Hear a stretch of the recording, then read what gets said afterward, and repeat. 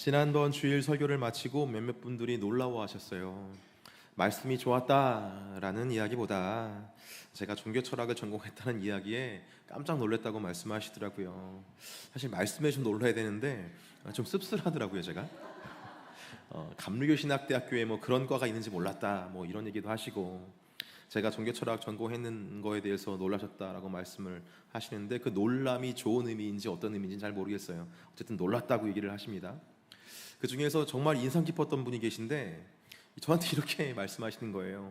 목사님, 철학을 전공하셨으면 사주도 보실 수 있으신가요? 저한테 그렇게 물어보시는데 굉장히 당황했어요. 여러분, 대화를 할 때는 어떤 대화가 오고 갈지 좀 이렇게 좀 예상을 하고 대화에 임하게 되는데 전혀 예상하지 못한 그런 걸 여쭤보시니까 너무 당황스럽더라고요. 여러분, 저희 학교는 그런 거 가르치는 건 아닙니다. 오해하지 말아주시고, 사실 지난번에 설교에서 제가 못다한 이야기가 있었어요. 아마 2주간 은혜로운 설교를 들으신 여러분들은 제가 지난번과 똑같은 설교를 해도 새롭게 들으시겠지만, 제가 못다한 이야기는 바로 예수님의 구원 이야기입니다. 먼저 지난번에 말씀드린 내용을 좀 복습 차원에서 다시 한번 좀 이야기를 해볼게요. 예수님께서 우리를 찾아오신 이야기에 대해서 이야기를 했는데, 그 예수님께서 우리를 찾아오신 이야기를 이해하기 위해서는 예수님께서 우리 가운데 오시기 위해서 치르신 두 가지 대가를 이해해야 된다고 말씀드렸습니다. 몇 가지 대가요? 두 가지 대가. 첫 번째 대가는 우리에게 오시기 위해 자신의 존재를 제한하시고 더 나아가 자신의 본체를 버리시기까지 했다라는 것을 말씀드렸어요. 이걸 말씀드리기 위해서 성막의 설계도를 보여드리면서 지성소의 크기가 약 6평 정도 된다고 말씀드렸고, 여러분께 질문을 했죠. 하나님과 함께 하시기 위해서 여러분 간신히 누울 수 있는 그 집으로 이사 가실 수 있습니까? 이런 유치한 질문도 제가 했다는 거 여러분 기억하시죠? 그런데 예수님은 우리에게 오시기 위해서 단순히 자신의 존재를 제한하신 것만이 아니라 존재를 버리시면서까지 우리 가운데 오셨다. 이것이 예수님께서 우리에게 오시기 위해 치르신 첫 번째 대가이다라고 말씀드렸습니다. 두 번째 대가는 예수님께서 우리에게 오신 목적을 성취하시기 위해서 치르신 대가가 있다라고 말씀드렸어요. 예수님께서 우리에게 오신 목적은 다름 아닌 구원입니다. 그런데 우리가 이 주님의 구원을 받아야 할 만큼 비참한 상태가 있었음을 먼저 전제로 말씀드렸어요. 얼마나 비참한 상태길래 예수님께서 우리를 구원하셔야만 했을까? 세 가지를 말씀드렸는데, 첫 번째는 생명의 근원 되신 하나님과 떨어져 있는 상태가 비참한 상태의 첫 번째. 두 번째, 다시 주님께로 돌아갈 생각을 하지 못할 정도로 마음이 어두워져 있고 굳어져 있는 상태가 비참한 두 번째 상태.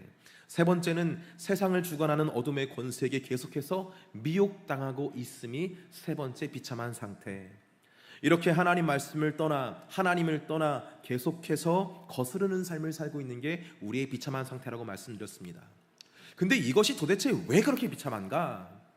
하나님을 떠난다는 것, 하나님 말씀을 어긴다는 것은 우리 삶에 저주가 붙는 삶이기 때문에 비참한 것이다 라고 말씀드렸어요.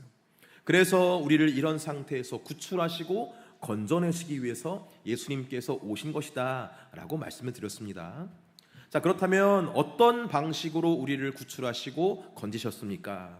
바로 우리를 대신하여 저주를 받으셨다라고 말씀드렸어요. 갈라디아서 3장 13절 말씀인데요, 요건 같이 좀 읽어봤으면 좋겠습니다. 읽겠습니다. 시작. 그리스도께서 우리를 위하여 저주를 받은 바 되사 율법의 저주에서 우리를 속량하셨으니 기록된 바 나무에 달린 자마다 저주 아래에 있는 자라 하였음이라. 여러분들 한번 그런 생각 해보셨나요? 왜 굳이 예수님께서는 우리를 구원하실 때에 십자가에 달려 죽으신 것일까? 십자가라는 나무에 달려 죽으신 것일까? 신명기 21장 22절에서 23절에 보면 이런 말씀이 있거든요. 사람이 만일 죽을 죄를 범함으로 네가 그를 죽여 나무 위에 달거든 그 시체를 나무 위에 밤새도록 두지 말고 그날에 장사하여 내 하나님 여호와께서 내게 기업으로 주시는 땅을 더럽히지 말라.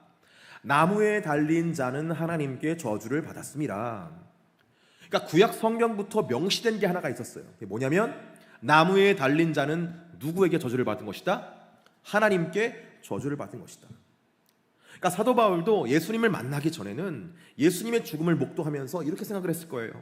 야, 저거 하나님의 아들이라고 저렇게 짓거리더니 하나님께 저주받은 자의 표상으로 저렇게 십자가란 나무에 달렸구만.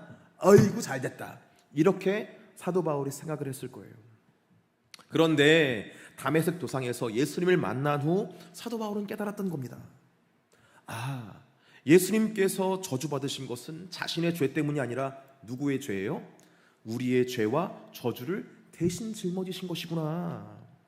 이런 이해가 생기면서 바울은 레위기의 속죄제를 생각했을 겁니다.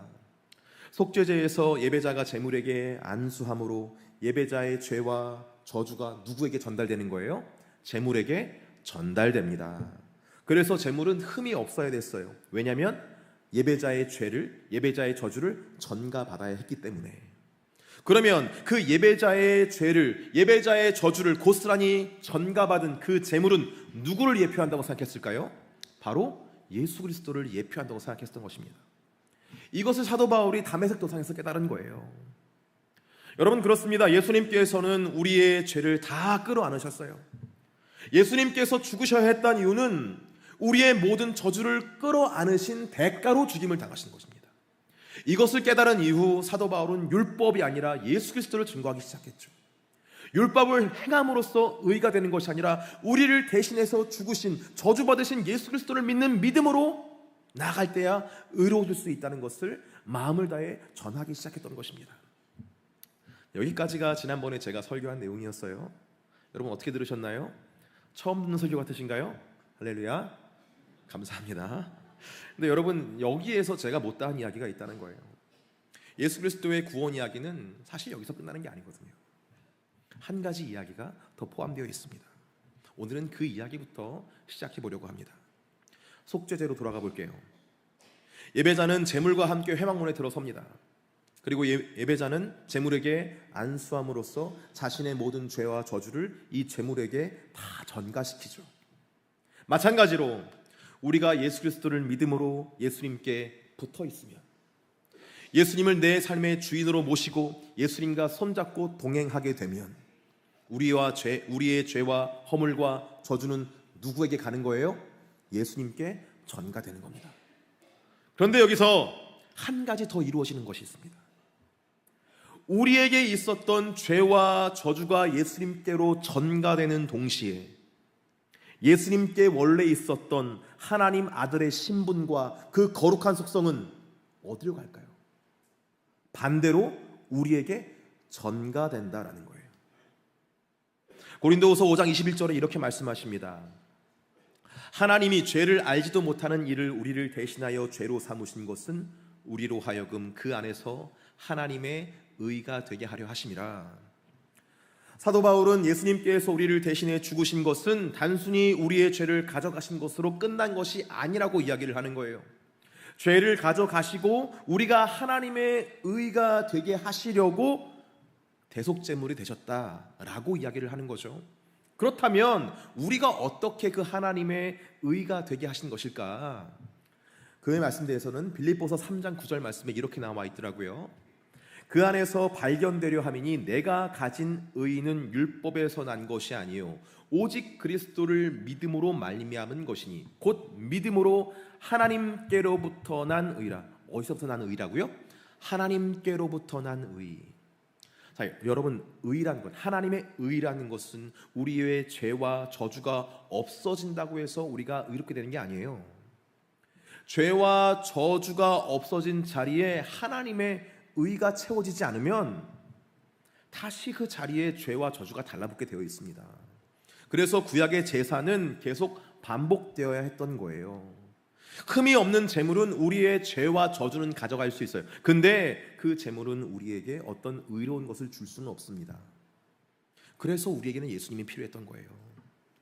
사도 바울은 우리가 의롭게 된 것은 하나님께로부터 난 의라고 말합니다. 그러니까 우리가 의롭게 된 것은 예수님께로부터 전가받은 의로움이다라는 거예요. 여러분, 이렇게 이해하세요. 예수님의 십자가상에서는 거룩한 교환이 일어났습니다. 우리의 사망과 저주, 그리고 하나님의 아들이라는 예수님의 그 존재, 이 두 가지 상반된 속성이 십자가상에서 교환이 일어난 거예요. 예수님께서 우리의 저주를 다 가지고 죽으셨다면 우리는 예수님께서 원래 신분이셨던 하나님의 아들 존재를 부여받아 영원한 삶을 누리게 되었다라는 거예요. 누구 대신에? 예수님 대신에. 예수님은 우리의 죄와 저주를 다 가져가시고 하나님의 아들이라는 자신의 존재를 우리에게 거저주셨다라는 거예요. 여러분, 우리는 하나님의 자녀라고 얘기합니다. 그리고 하나님께서 우리를 사랑하셔서 자녀 삼아주셨다고 이야기를 해요. 근데 여러분, 우리를 사랑하셔서 자녀 삼아주신 그 한 문장에는 이토록 복잡한 사연과 역사가 흐르고 있다는 사실을 알고 계셨습니까? 하나님께서는 죄와 저주로 파멸이 예고된 우리를 그분의 자녀로 삼아주시기 위해서 자신의 존재를 제한하시고 버리면서까지 우리에게 오셨어요. 근데 그것도 모자라 우리 안에 있는 모든 사망과 저주의 속성들을 다 끌어안으시고 그 대신 하나님 아들 됨이라는 신분과 존재를 우리에게 거저주셨습니다. 이것이 우리를 사랑하신 하나님 아버지의 마음이고 그 결과 우리가 하나님의 자녀가 될 수 있었던 거예요. 여러분, 이 설교가 어렵게 느껴질 수도 있습니다. 지나치게 사변적이고 이론적이라고 생각할 수 있어요. 이런 내용은 주일 설교 때 하는 게 아니라 성경 공부 때 하는 거라고 생각하실 수도 있습니다. 과연 그럴까? 근데 저는 결코 그렇게 생각하지 않습니다. 하나님께서 우리를 자녀 삼아주시기 위해 어떤 대가를 지불하셨는지 그 대가를 지불하면서까지 우리를 구원해 주시고자 하는 하나님 아버지의 마음을 우리가 알아야 되지 않겠어요? 디트리의 보네퍼 목사님께서 이런 말씀을 하셨어요. 아무런 대가 없이 주어지는 것처럼 보이는 은혜는 값싼 은혜다. 이런 값싼 은혜가 교회와 신앙을 약화시킨다. 우리를 향한 하나님의 사랑을 깊이 알게 될 때 그분을 향한 우리의 사랑도 더 깊어지는 겁니다. 사랑하는 성도 여러분, 우리 안에 요동치는 사망 권세를 깨뜨리기 위해 그 모든 저주를 끌어안으신 예수 그리스도를 바라보실 수 있기를 주의 이름으로 축복합니다. 그리고 우리에게 자신의 존재를 부여하신 예수 그리스도, 그런 방식으로 우리를 하나님의 자녀 되게 하신 그분의 사랑과 열정을 기억하실 수 있는 저와 여러분 되기를 예수님의 이름으로 축복합니다. 저는 가끔 이런 구원이라는 용어가 너무 간결하다라는 생각이 들었어요. 그래서 구원을 다른 말로 좀 이렇게 표현해 보고자 해요. 구원은 하나님의 무한한 사랑 안에서 우리를 그분의 자녀로 새롭게 태어나게 하는 놀라운 이야기이자 죄와 어둠에서 벗어나 빛과 사랑의 품으로 돌아가는 여정이다. 너무 어려운가요? 구원은 하나님의 무한한 사랑 안에서 우리를 그분의 자녀로 새롭게 태어나게 하는 놀라운 이야기이자 죄와 어둠에서 벗어나 빛과 사랑의 품으로 돌아가는 여정이다. 그러니까 진노와 원수였던 우리를 그분의 자녀로, 그분의 가족으로 받아주시는 이야기가 바로 구원이다. 이 말씀 드리고 싶었던 거예요. 이런 이해를 가지고 오늘 본문을 한번 살펴봤으면 좋겠습니다. 예수 그리스도의 십자가 사역으로 하나님의 자녀로 받아들여진 후, 하나님의 가족이 된 후 이후에 일어난 성령 강림 사건, 이 구원의 여정이 우리에게 큰 의미로 다가오거든요. 오늘 본문 1절은 이렇게 시작합니다. 오순절 날이 이미 이름에 그들이 다 같이 한 곳에 모였더니. 오순절은 이스라엘의 3대 절기 중에 하나로 모세가 시내산에서 율법을 받은 날을 기념하기 위해 제정된 절기이고 또 첫 열매를 수확한 것을 감사하고 기념하기 위해 제정된 절기입니다. 그런데 이 오순절의 의미를 조금 더 분명히 하고자 이스라엘의 3대 절기를 간략하게 살펴볼 필요가 있겠어요. 이스라엘의 3대 절기는 유월절, 오순절, 초막절입니다. 유월절은 이스라엘이 애굽을 탈출하여 구원받았음을 기념하는 절기이고, 오순절은 애굽에서 나와 광야를 행진하는 중에 시내산에서 율법 받은 것을 기념하는 절기고, 초막절은 광야에서 이스라엘을 지키시고 보호하시는 은혜를 기억하며 장차 하나님과 영원히 함께 거할 그 초막, 그 집을 소망하는, 미래에 소망하는 절기다. 그러니까 유월절은 애굽 탈출, 오순절은 말씀 받음, 초막절은 미래 소망, 뭐 이렇게 이해를 하셔도 되겠어요. 자, 이런 구원의 여정으로 이스라엘의 절기를 묵상하다 보면 오순절의 의미를 이렇게 생각해 볼 수가 있는 겁니다. 이제 막 애굽에서 나와서 광야를 행진해야 했던 이스라엘, 그들에게 가장 필요한 것은 무엇이었을까요? 애굽에서 탈출한 것도 물론 그들에게 있어서는 엄청나게 큰 은혜를 받은 것이죠. 하지만 안타깝게도 이스라엘 백성들은 400년이 넘는 세월 동안 애굽의 노예로서 살았어요. 그래서 그들의 정체성은 뼛속까지 애굽의 노예였습니다. 그런 정체성을 가지고 애굽에서 나와 약속의 땅으로 간들 어떤 마음가짐으로 그 길을 올랐을까요? 그들의 고향은 이미 애굽이었어요. 그런 애굽을 떠나서, 그런 고향을 떠나서 낯설고 두려운 그 불안한 여정을 가는데 어떻게 감사와 기쁨이 나올 수 있겠습니까? 그래서 성경을 보면 이스라엘 백성들은 그 광야에서 끊임없이 의심했고 끊임없이 애굽으로 돌아가고 싶어 했습니다. 그들은 자신을 구원해 주신 하나님을 의심했고 구원받은 자기 스스로를 의심했으며 하나님과 함께하는 그 길 자체를 의심했어요. 그래서 그들은 애굽으로 돌아가고 싶어 했고 자신들을 이런 광야에 내몬 모세를 죽이려고 하였습니다.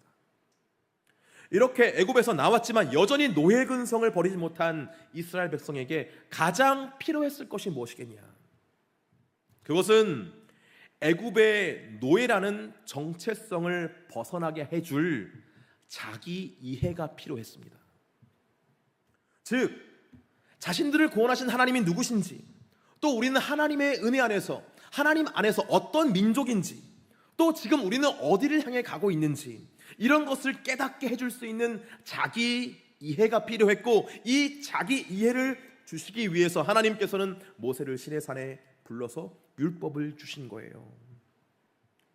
광야를 행진하며 흔들렸던 그들의 신앙과 정체성을 붙잡아 주시고자 주신 것이 율법이고 말씀이었다라는 것입니다.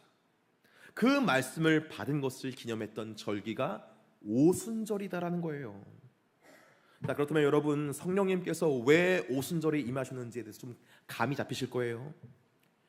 예수 그리스도를 믿음으로 하나님의 자녀가 된 우리 역시도 여전히 광야를 행진했던 옛 이스라엘 백성들처럼 의심하는 것들이 있지 않습니까?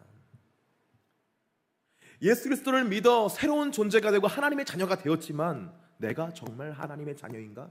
우리는 항상 의심합니다. 하나님께서 정말 나를 구원하셨는가? 항상 의심합니다. 하나님은 계시는가? 항상 의심합니다. 이렇게 우리도 끊임없이 의심을 하죠. 오늘 우리가 읽은 본문이 사도행전 2장인데요. 사도행전 1장을 보면 이런 장면이 기록되어 있어요. 제가 한번 읽어드릴 테니까 한번 그 상황을 한번 상상해 보시기를 바랍니다. 예수님은 사도들과 함께 모인 자리에서 이렇게 말씀하셨다. 너희는 예루살렘을 떠나지 말고 내가 전에 말한 대로 아버지께서 약속하신 선물을 기다려라. 요한은 물로 세례를 주었으나 너희는 얼마 안 가서 성령으로 세례를 받을 것이다. 그 후 예수님이 다시 나타나셨을 때 제자들이 예수님께 주님, 이스라엘 나라를 다시 세우실 때가 지금입니까? 하고 묻자 예수님은 이렇게 대답하셨다. 때와 시기는 아버지께서 자기 권한으로 정하신 것이니 너희가 알 것이 아니다. 그러나 성령님이 너희에게 오시면 너희가 권능을 받아 예루살렘과 온 유대와 사마리아와 땅끝까지 이르러 내 증인이 될 것이다. 예수님이 이 말씀을 하시고 그들이 지켜보는 데서 하늘로 올리고 가시사 구름에 가려 다시 보이지 않았다. 이렇게 나와 있어요. 근데 여러분, 제가 이 말씀을 읽으면서 여러분들께 말씀드리고 싶었던 건 뭐냐면 그 포인트는 9절이에요. 예수님이 구름에 가려 보이지 않았더라. 예수님을 믿음으로 구원을 받았는데, 그래서 하나님의 자녀가 되었다는데, 하나님의 가족이 되었다는데 예수님께서 이루신 구원이 보이지 않아요. 예수님께서 나의 모든 저주를 가져가시고 그분의 본성이셨던 하나님의 자녀로서의 신분과 존재를 내게 주셨다고 하는데 그 역사가 느껴지지 않아요. 여전히 내 안에는 죄가 활개를 치는 것 같고 여전히 나는 세상의 영이 미혹해서 그런 것들에 끌려가는 인생을 사는 것만 같아요. 옛적 이스라엘 백성들이 광야를 행진하며 하나님을 믿지 못하고 자신의 정체성을 깨닫지도 못한 채 계속 애굽으로 돌아가려고 했던 것처럼 우리도 계속 광야 같은 일상을 살아가며 세상으로 돌아가고픈 그런 욕심으로 살아가지 않습니까? 그래서 여러분, 성령께서 오신 거예요. 성령은 이스라엘이 시내 산에서 율법을 받은 것과 같은 목적으로 우리에게 오셨습니다. 강야와 같은 인생의 영 속에서 우리에게 자기 이해를 주시기 위해서, 하나님의 자녀된 그 자기 이해를 주시기 위해서 우리에게 내려오신 거예요. 그래서 성령께서는 다른 절기가 아니라 언제 오셨어요? 오순절에 오신 겁니다. 그다음에 여러분, 성령께서 오셔서 우리에게 무엇을 하실까요? 그 목적을 어떤 방식으로 이루실까요? 로마서 8장 15절에서 16절에 보면 이런 말씀이 있어요. 제가 읽어드릴게요. 너희는 다시 무서워하는 종의 영을 받지 아니하고 양자의 영을 받았으므로 우리가 아빠 아버지라고 부르짖느니라. 성령이 친히 우리의 영과 더불어 우리가 하나님의 자녀인 것을 증언하시나니. 성령이 뭘 증언하신다고요? 깨어나세요, 여러분. 깨어나세요. 되게 중요한 얘기입니다. 하나님의 자녀인 것을 증언한다고 말했어요. 갈라디아서 4장 6절에서 7절 말씀 제가 읽어드릴게요. 너희가 아들임으로, 뭐라고요? 아들임으로 하나님이 그 아들의 영을 우리 마음 가운데 보내사 아빠 아버지라고 부르게 하셨느니라. 그러므로 내가 이 이후로는 종이 아니요 아들이니 아들이면 하나님으로 말미암아 유업을 받을 자니라. 그러니까 성령께서 우리 가운데 오셔서 하시는 말씀이 뭐예요? 너는 나의 자녀다라는 거예요. 너는 하나님의 자녀다라는 거예요. 너는 하나님의 자녀로서 이을 유업이 있다라는 것, 계속 그것을 우리에게 증거하신다라는 것입니다. 이 광야 같은 인생에서 우리는 계속 흔들리며 살아요. 그런 우리의 연약함을 아시고 우리가 하나님의 자녀로 살아갈 수 있도록, 하나님의 자녀로서 유업을 이을 수 있도록 우리 안에 오셔서 계속 말씀하시는 분, 그 말씀을 이루시는 분이 바로 성령님이시다라는 것입니다. 여러분, 우리가 자녀로 살아갈 수 있도록 우리 안에서 성령님은 어떤 말씀을 하실까요? 요한복음 15장 26절 말씀 같이 한번 읽어볼게요. 잠 깨기 위해서 읽겠습니다. 시작. 내가 아버지께로부터 너에게 보낼 보혜사 곧 아버지께로부터 나오시는 진리의 성령이 오실 때에 그가 나를 증언하실 것이요. 성령께서 가장 먼저 하시는 역사가 뭡니까? 예수님이 누구신지에 대해서 계속 우리에게 말씀하십니다. 예수 그리스도의 대속의 은혜를 잊고 살아갈 수밖에 없는 우리에게 그 은혜를 계속해 상기시켜 주도록, 은혜로 살아갈 수 있도록 도와주신 분이 바로 성령님이시다라는 거예요. 그러니까 여러분, 대속의 은혜를 우리가 누리기 위해서는 머리로 이해하는 것이 아니라 성령께서 우리의 마음 가운데 그 은혜를 풀어주셔야 돼요. 그래서 저는 사실 어떤 마음가짐이 있냐면, 이 복음은 계속 내가 설교할 때마다 증거해야 되겠다는 마음이 있어요. 왜냐하면 성령께서 언제 여러분들 가운데 풀어주실지 모르기 때문에. 이거 알지 못하면 우리는 구원받지 못한 것이기 때문에 그렇습니다. 이거 누리지 못하면 우리는 구원받지 못한 사람이기 때문에 그런 거예요. 그래서 계속해서 복음에 대해서 이야기할 수밖에 없는 것이고, 모든 설교의 결론은 누구예요? 예수 그리스도. 모든 설교의 결론은 나는 죽고 예수로 살아갈 수 있는 새로운 신분됨을 찬양하고 기뻐하는 것, 그것이 능력인 거예요. 요한복음 16장 8절에서 11절 말씀 같이 한번 읽어보겠습니다. 읽겠습니다. 시작. 그가 와서 죄에 대하여 의에 대하여 심판에 대하여 세상을 책망하시리라. 죄에 대하여라 함은 그들이 나를 믿지 아니하미요, 의에 대하여라 함은 내가 아버지께 가니 너희가 다시 나를 보지 못함이요, 심판에 대하여라 함은 이 세상 임금이 심판을 받았습니다. 성령께서 하시는 역사가, 하시는 말씀 뭐냐면은, 무엇이 죄이고 무엇이 의인지, 세상에 대해서 하나님께서 어떤 판결을 내리시는지, 그 심판의 삶이 아니라, 심판받는 삶이 아니라 상급받을 수 있는 삶으로 우리를 계속 인도하시기 위해서 죄와 의와 세상에 대해서 끊임없이 말씀하신다. 누가요? 성령 하나님께서. 그렇게 하나님의 자녀로 살아가실 수 있게 하시는 분이 성령님이시다라는 거예요. 요한복음 14장 16절에서 17절 말씀 같이 한번 읽어보겠습니다. 읽겠습니다. 시작. 내가 아버지께 구하겠으니 그가 또 다른 보혜사를 너희에게 주사 영원토록 너희와 함께 있게 하리니 그는 진리의 영이라. 세상은 능히 그를 받지 못하나니 이는 그를 보지도 못하고 알지도 못함이라.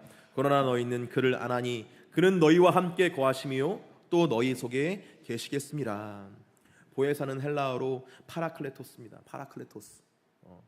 파라클레토스가 뭐냐면 위로자, 변호자, 중재자, 돕는 자라는 말이에요.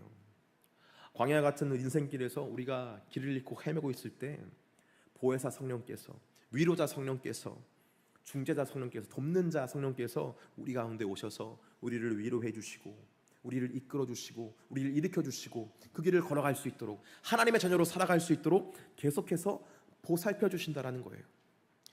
이렇게 성령님은 우리가 하나님의 자녀로 살아갈 수 있도록 우리에게 말씀하심으로 우리의 삶에 역사하신다라는 것이 성경의 증언이다라는 것이죠.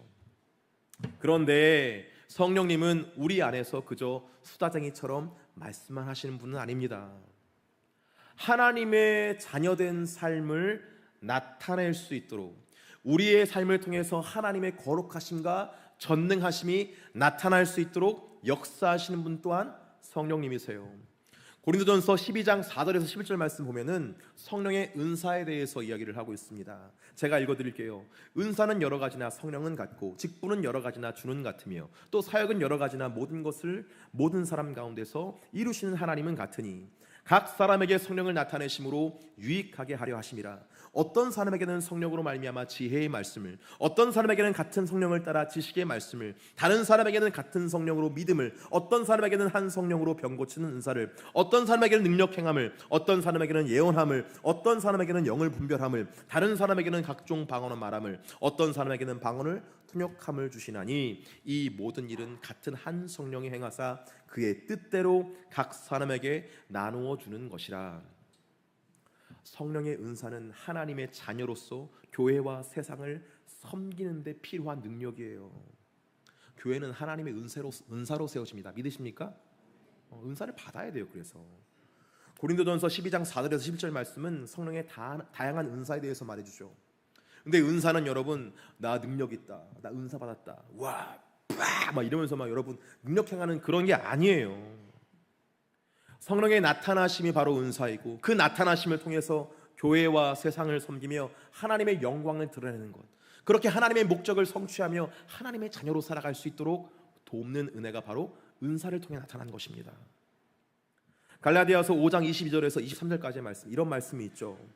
오직 성령의 열매는 사랑과 희락과 화평과 오래 참음과 자비와 양선과 충성과 온유와 절제니 이와 같은 것들을 금지할 법이 없느니라. 성령께서는 은사를 주시지만 우리의 내면에서는 성품의 변화를 일으키십니다. 갈라디아서 5장 22절에서 23절까지의 말씀에는 성령의 9가지 열매가 등장하는데, 이 9가지 열매는 하나님의 성품에 참여하는 자녀를 허락하시기 위해서 주시는 은혜예요. 우리는 성령의 열매를 통해서 하나님의 성품에 참여할 수 있게 됩니다. 아버지와 자녀가 좀 비슷해 되지 않겠어요? 하나님의 자녀라고 하면서 막 성을 막 내고, 그렇죠? 참지 못하고, 여러분 그러면은 하나님의 성품을 아직 담지 못한 것이죠. 그러니까 하나님의 자녀로서 우리는 성령의 은사를 통해 봉사하고 성령의 열매를 통해 하나님의 성품에 참여할 수 있게 된 것입니다. 이렇게 성령은 우리가 하나님의 자녀로 살아갈 수 있도록 우리 안에서 실제로 역사하시는 분이다 라는 것이죠. 근데 여러분, 이 하나님의 자녀된 삶을 우리가 어디에서 가장 분명하게 볼 수 있느냐? 바로 예수 그리스도를 통해서 분명하게 볼 수 있는 줄 믿습니다. 예수님은 이 땅에서 누구로 살아가셨어요? 하나님의 자녀로 살아가셨어요. 하나님의 자녀로 살아가셨던 예수님은 하나님의 계획과 소망과 그 모든 것들을 완전히 성취하시는 삶을 사셨습니다. 여러분, 예수님도 이 땅에 육체를 입고 오셨기 때문에 예수님도 외로우셨습니다. 예수님도 목마르셨어요. 예수님도 배고프셨고요. 예수님도 이 세상에서 고난 받으셨고 피곤하셨고 눈물을 흘리셨고, 때로는 이 잔을 내게서 지나가게 해달라고, 이 잔을 내게서 옮겨달라고 그렇게 하나님 아버지께 기도하기도 하셨어요. 하지만 우리와 똑같은 이런 약점이 있음에도 불구하고 예수님께서는 하나님의 의도와 목적과 계획을 모두 성취하셨습니다. 우리는 이런 예수님 모습 보면서 주눅들 수 있을 것 같아요. 아, 예수님 하나님의 자녀였는데 나는 뭐지? 아, 예수님은 하나님의 진짜 자녀고 나는 입양하니까 그럴 수 있는 건가? 여러분, 그렇게 생각하신다면 다시 구원을 생각해 보셔야 돼요. 우리가 받은 의인은요, 예수님으로부터 받은 하나님의 자녀된 의예요. 그렇기 때문에 우리도 똑같이 예수님과 하나님의 자녀인 것입니다. 예수님은 이 땅에서 하나님의 자녀로 사신 것이 어떤 것인지를 우리에게 모범을 보이시고자 몇 가지 예를 우리에게 보이셨어요. 누가복음 4장 18절에서 19절까지의 말씀 제가 읽어드리겠습니다. 주의 성령이 내게 임하셨으니 이는 가난한 자에게 복음을 전하게 하시려고 내게 기름을 부으시고 나를 보내사 포로된 자에게 자유를, 눈먼 자에게 다시 보게 함을 전파하며 눌린 자를 자유롭게 하고 주의 은혜의 해를 전파하게 하려 하심이라 하였더라. 네, 여러분, 제가 여기에서 언급하고 싶었던 건 뭐냐면, 예수님께서 말씀하시기를 주의 성령이 내게 임하셨으니라고 말했단 말이에요. 예수님이신데. 사도행전 10장 38절에 보면 또 이렇게 증언하고 있습니다. 하나님이 나사렛 예수에게 성령과 능력을 기름 붓하셨음에 그가 두루 다니시며 선한 일을 행하시고 마귀에게 눌린 모든 사람을 고치셨으니 이는 하나님이 함께 하셨습니다. 아니, 예수님은 하나님이시잖아요. 왜 이런 일이 벌어진 것일까? 왜 예수님도 성령의 능력으로 충만하셔야 했던 것일까? 그것은 예수님은 근본 하나님의 본체셨지만, 그래서 혼자서 능히 하나님의 자녀의 모습으로 이 땅에서 살아가실 수 있었지만, 우리에게 하나님의 자녀된 삶을 가르쳐 주시기 위해서 성령과 동행하는 삶이 어떤 삶인지 보여주신 거예요. 예수님께서 사람들에게 복음을 전할 때마다, 선한 일을 행할 때마다 어떻게 하셨어요? 성령과 함께 일하셨어요. 그래서 그 모든 일을 완수하셨다는 것입니다. 예수님은 굳이 그럴 필요가 없었는데 새벽에 하나님께 나와서 기도하셨습니다. 예수님은 굳이 그럴 필요가 없는데 하나님 명령을 듣고 순종하셨어요. 이미 하나님이신 분이 뭐하러 기도하고 뭐하러 순종합니까? 어차피 다 한 분이신데, 어차피 다 통하는데. 우리에게 모범을 보이시기 위해서 그랬던 거예요. 예수님은 하나님의 자녀로서 이 땅에서 성령을 따라 행하심으로 그 어떤 고난이 있고 그 어떤 방해가 있어도 성령과 동행함을 통해 그 모든 하나님의 의도를 완수할 수 있다는 것을 보여주시기 위해서 이 땅에서 성령님과 동행하셨던 것입니다. 그래서 이에 대해서 깨달은 사도 바울이 우리에게 담대히 말하는 게 바로 이런 거예요. 로마서 8장 14절에서 무릇 하나님의 영으로 인도함 받는 사람은 뭐다? 하나님의 아들이다. 갈라디아서 5장 16절 말씀 같이 한번 읽어보겠습니다. 시작. 내가 이르노니 너희는 성령을 따라 행하라. 그리하면 육체의 욕심을 이루지 아니하리라. 여러분, 오늘 설교가 다소 장황하게 들리실 수 있어요. 성령에 대한 많은 얘기를 제가 이야기를 하려다 보니까 빠른 템포로 넘어가지 않았나 그런 생각을 합니다. 그런데 성경에 나타난 성령에 대한 말씀들을 이렇게 언급하면서 이것이 도대체 어떤 의미로 이렇게 가고 있는지 그 목적을 여러분들과 말씀드리고 싶었던 거예요. 우리는 성령에 대해서 이해를 하면 무슨 에너지, 능력, 어떤 현상, 신기한 어떤 일들로 생각을 합니다. 아니에요, 여러분.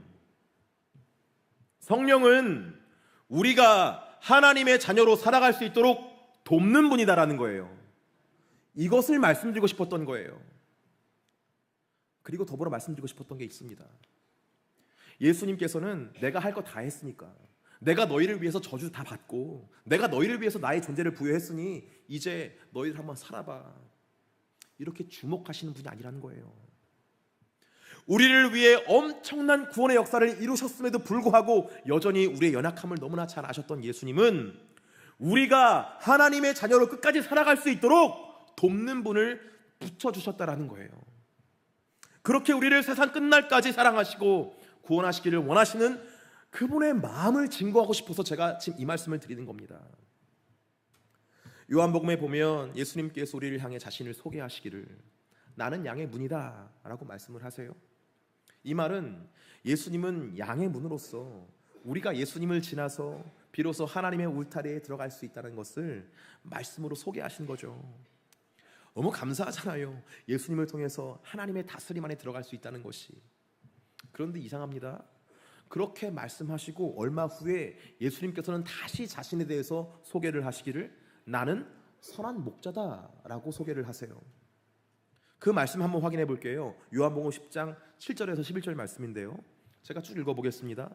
그러므로 예수께서 다시 이르시되 내가 진실로 진실로 너희에게 말하노니 나는 양의 문이다. 나보다 먼저 온 자는 다 절도요 강도니 양들이 듣지 아니하였느니라.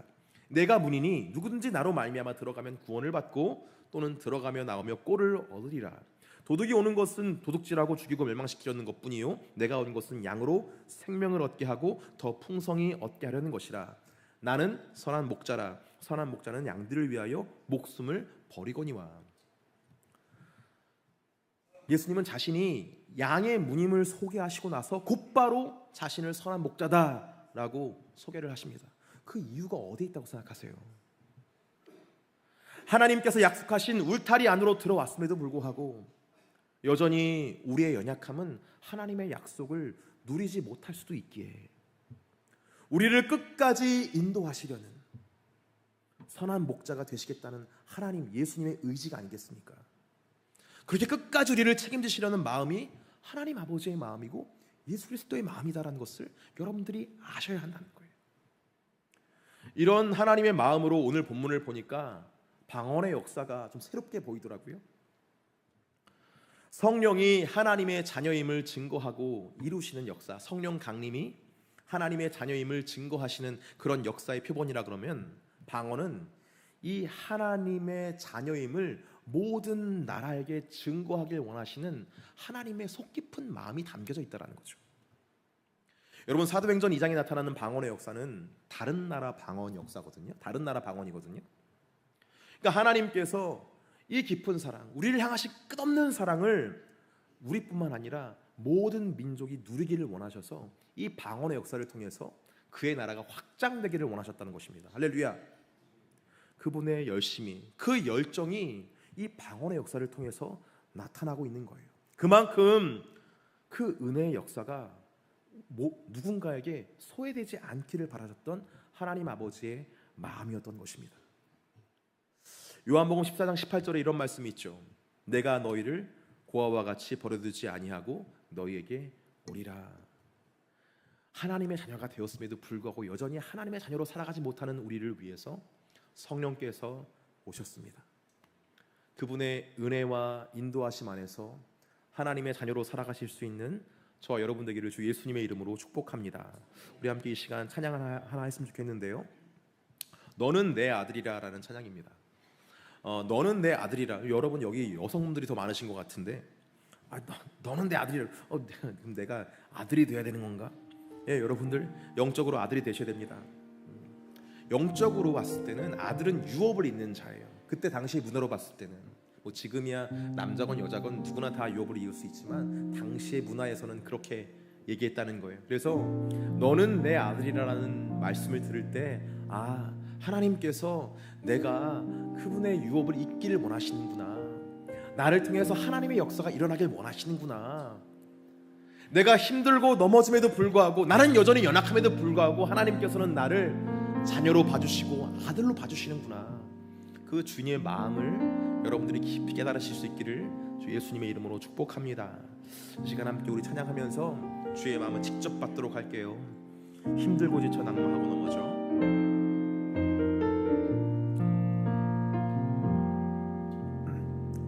힘들고 지쳐 낭망하고 넘어져 일어날 힘 전혀 없을 때에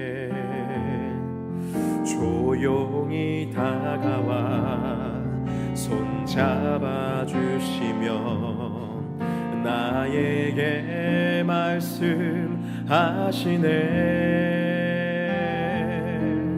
나에게 실망하면 내 자신 연약해 고통 중에 눈물 흘릴 때에 못자국 난 그 손길 눈물 닦아주시며 나에게 말씀하시네. 너는 내 아들이라. 너는 내 아들이라. 오늘날 내가 너를 낳도다. 너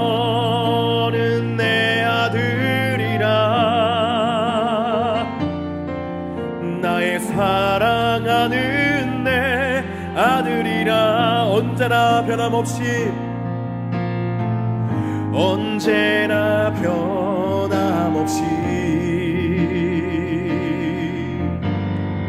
너는 내 아들이라. 나의 십자가 고통, 산의 그 고통으로 내가 너를 낳았으니 너는 내 아들이라. 너는 내 아들이라.